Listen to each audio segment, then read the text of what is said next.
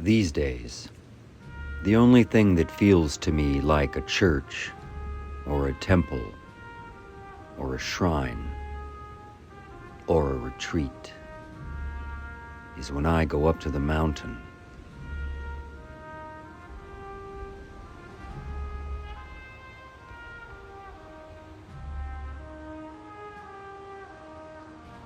It is here where I find my solace. It is here where my batteries are recharged. The place is called Canyon Creek. But don't get me wrong, we don't only go there to worship. We also go there to play in the fields of the Lord. It doesn't turn in four-wheel drive.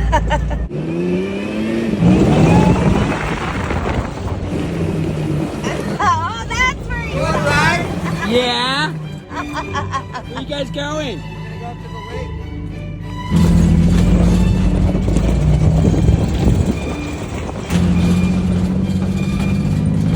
The lake is 500 feet uphill from camp. A rocky scree I call the waterfall, only accessible by four-wheel drive.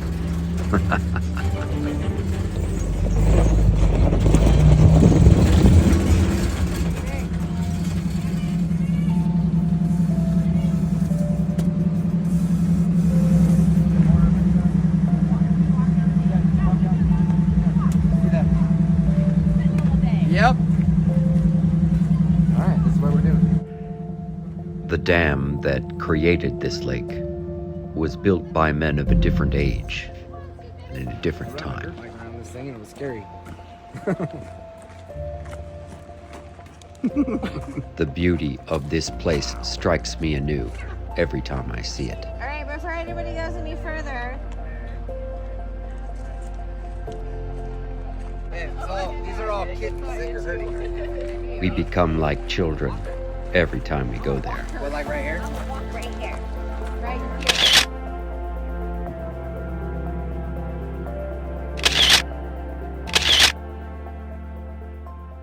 Is it raging? Like Cajun? This is a realm of vivid light. Ice, granite, blue water, frigid sky, splash of clouds, everything bold, and Eden in ice water and stone. We play in the light. We enter another realm, somewhere between heaven and sky.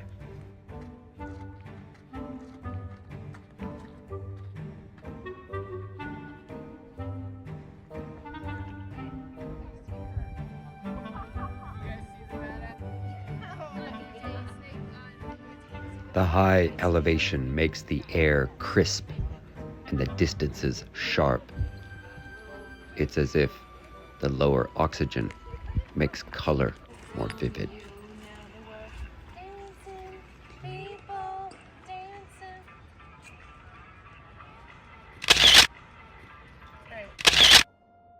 And then where was that other one? The other lake was. Oh, this is.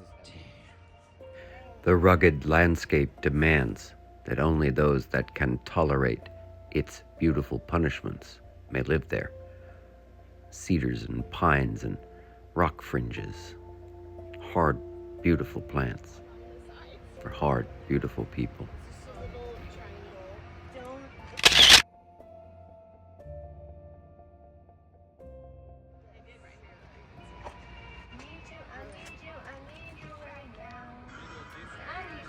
This was our first night there. We've arrived after a work day, set up camp, and we're all tired. Only just enough time to come up here and ground out on the stone and acclimate.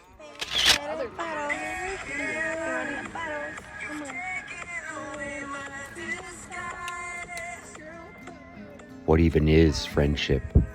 What weaves these mysterious spider web threads between us? What forgivenesses must live in the heart?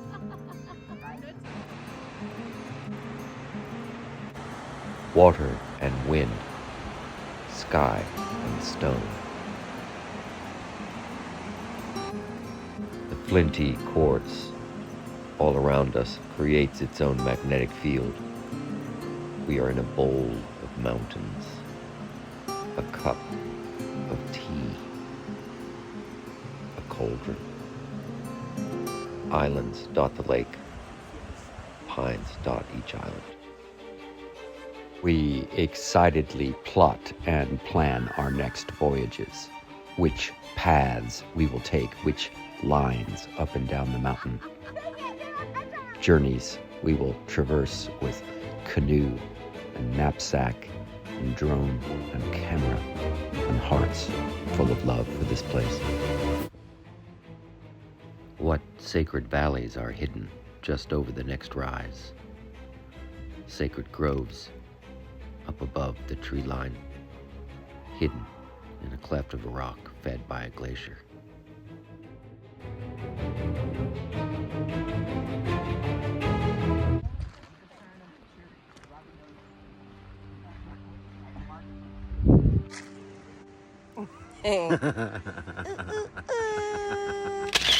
Some farewell selfies in crisp black and white may seem strange in this saturated landscape, and yet each version of reality works.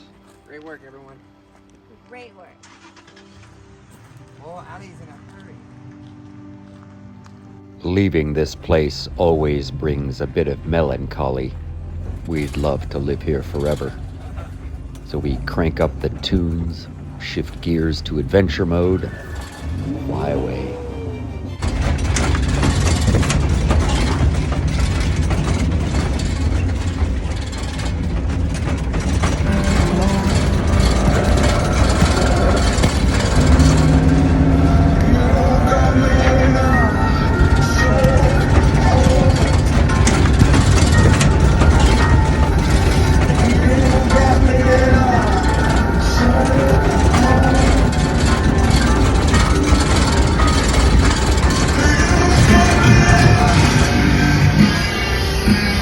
Gotta watch the road.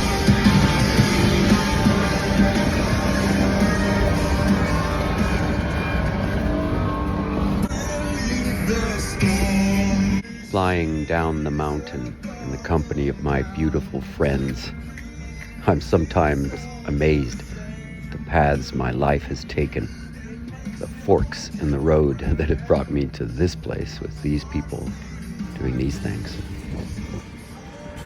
Yes, even in the midst of adventure, this old philosopher can be contemplative.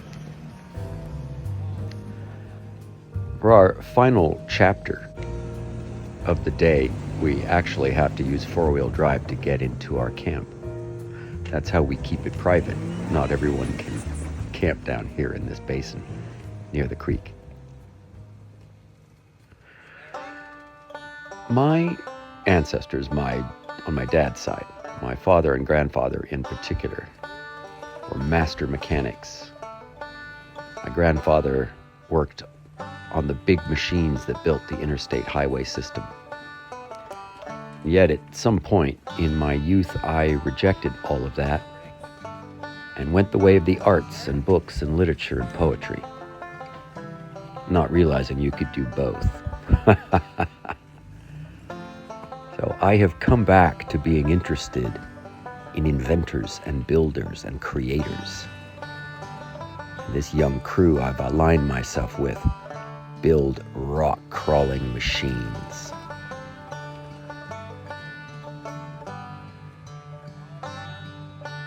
Now, those of you who are actually interested in this thing Right on top, right? Yep. would probably want me to give you all kinds of details and tech specs and talk about its double gearboxing and how it was built. But I don't know any of that. Here in my reflections of memories of the mountain, I simply celebrate the ingenuity and knowledge which can make these kind of machines that can walk up mountains by themselves and strain the limits of simple technology. It is the idea itself that intrigues me. And learning how to work on engines and weld and build here in this second half of my life is sort of a return to the trade of my grandfather. Wrenching, big tires, motors, men in their machines.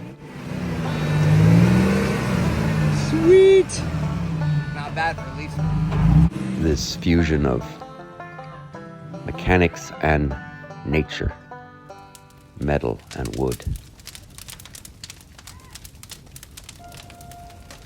In the end, it is the simple pleasure of sitting around the campfire that gives me the most joy. My friends, as we face an uncertain and unpredictable 2025, I invite you all to imagine us each grabbing a hold of a loved one and flying into a future filled with love and peace. Be well, my friends.